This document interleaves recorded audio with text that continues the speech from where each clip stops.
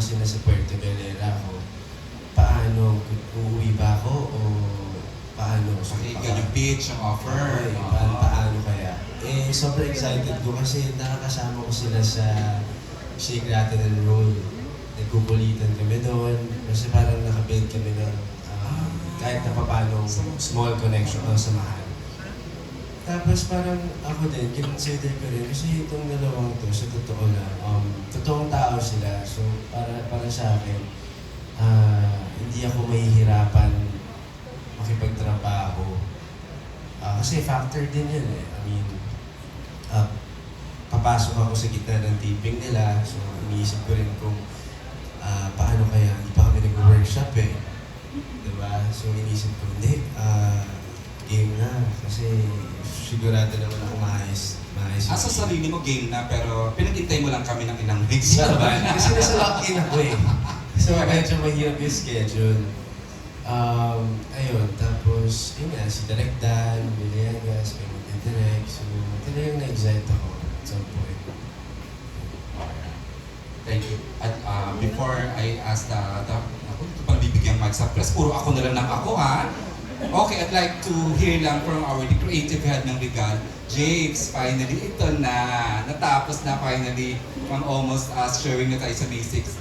Your thoughts as the head of creative ng Regal?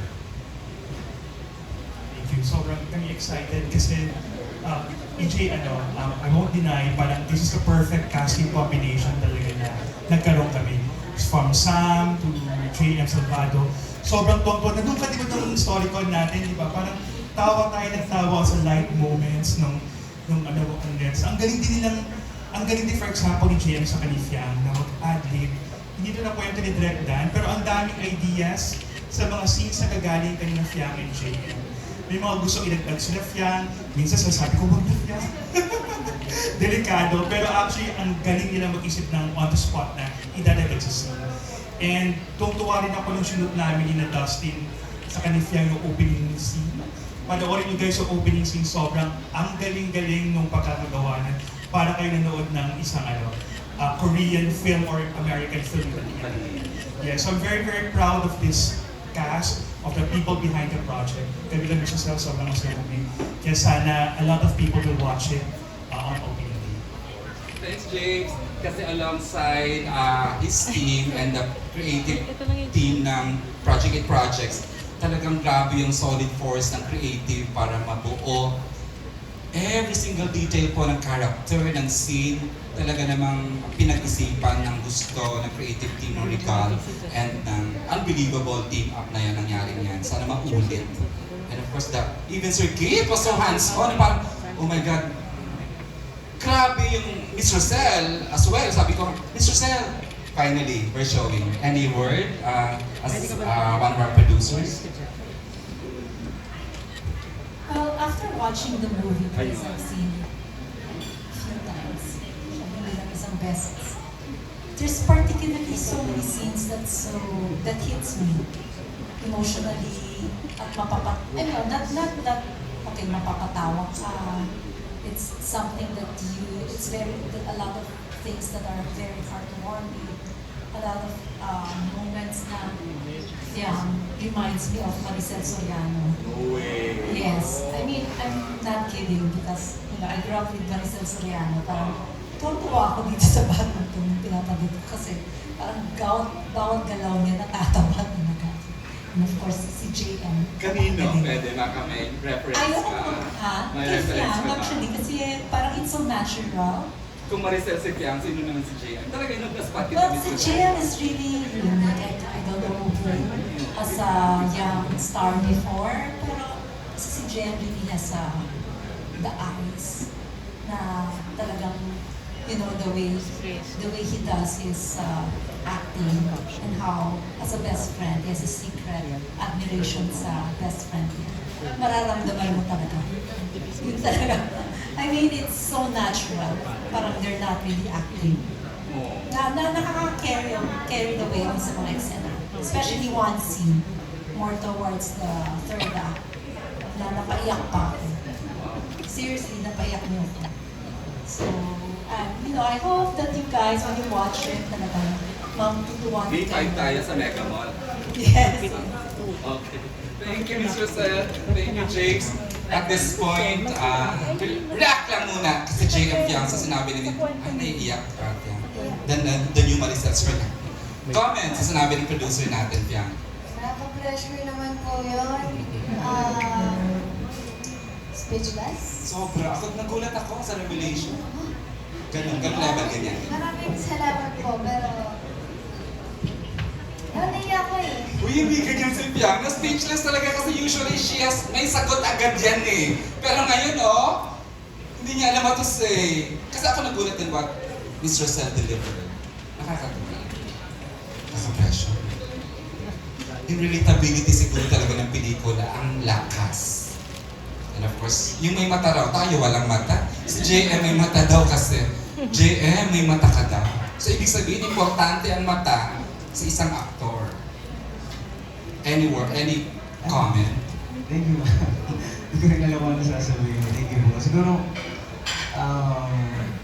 thankful po kami sa Regal sobra. Kasi bukod sa sila yung bigay ng first film namin sa SRR. And yung dream team namin magkaroon kami ng solo film, sila din po yung tumupad. So sobra yung nararamdaman namin para sa Regal. Sobra na kung gaano kami ka-grateful na meron kami sila. So sana po proud kayo sa pelikula natin. Sir Key, you have seen the rushes, the edits.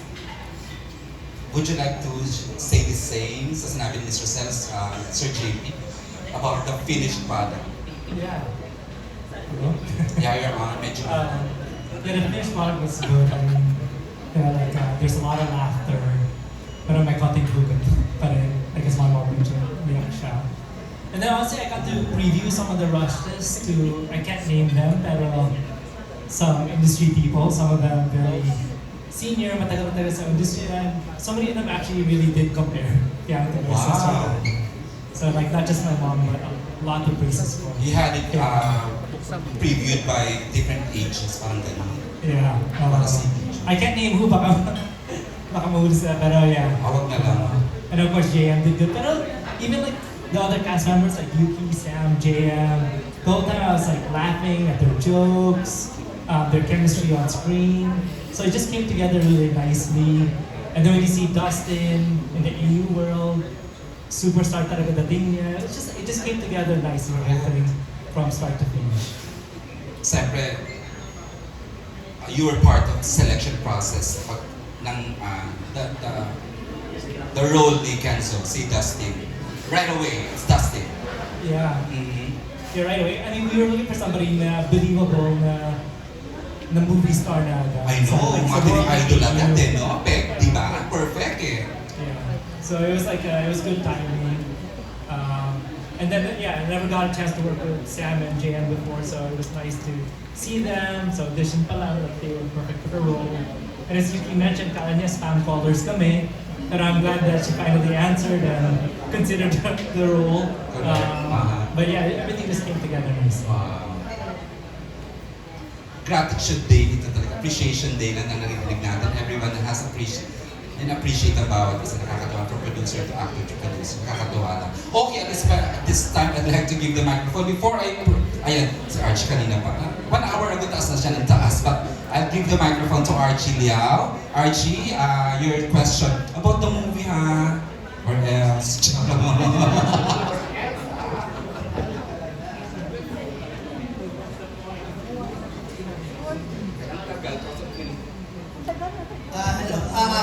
Dalawa lang yung questions ko, ano? Una kay Dustin. Nasa ng pelikula mo, bali, lumalabas na third wheel ka dun sa isang love team. Tapos ngayon, sa pelikulang ito, support ka sa JM Fiang. Hindi ka pa natatakot na ma-typecast ka sa pambansang third wheel?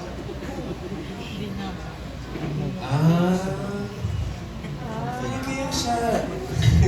Feeling ko kasi dito, parang magkaiba siya eh. Kasi dito, hindi ko alam paano ko sasagutin. Kasi dito kasi medyo Let me just, before sumagot si Justin. Kasi po, when we do casting naman, hindi kami wala kami pinanggagalingang kalab team siya ganyan sa TV, kalab team siya ganyan sa reality show. Wala kaming ganong idea. Dustin is Dustin as Kenzo, tapos. So, feeling ko naman even Dustin, wala naman sa'yo, di ba? Parang, would you like to answer that? of course, yeah. Dito kasi parang fiction ako. I mean, character talaga ako dito. Clear naman from the start na hindi ako part ng relationship or what. Mapapanood niyo yun for sure. And doon naman sa tapos ng pelikula, I don't think, honestly, na third wheel ako. Kasi tatlo naman kami. I mean, it's a love story between three people. So, I think hindi naman po ata ako mababansagan ang bansa. Thank you. Okay. Ang next question ko para sa JM Biang. Sa interview kay PBS, inamin mo, JM, na nililigawan mo si Biang. Ngayon, since it's National Aminang Day, tatanungin ko si Biang, ano ba yung bigay score sa inyo? Very open po kami patungkol sa aming relationship na nililigawan niya po ako. And yeah, very open kami na tagal na din namin sinasabi na naliligaw pa din po si Jem hanggang ngayon. So, Hindi pa sinasagot. masyado pa pong mabilis. So, yan po, up until now, si Jem still courting me. So, ang pangit po kasi kung mamadaliin namin yung isang bagay na di naman kailangan lagi nagmamadali. And of course, mas focused din kami pareho sa career namin while doing our thing. So, ayun. Naniligaw pa rin po si Jem. JM, anong masasabi mo doon?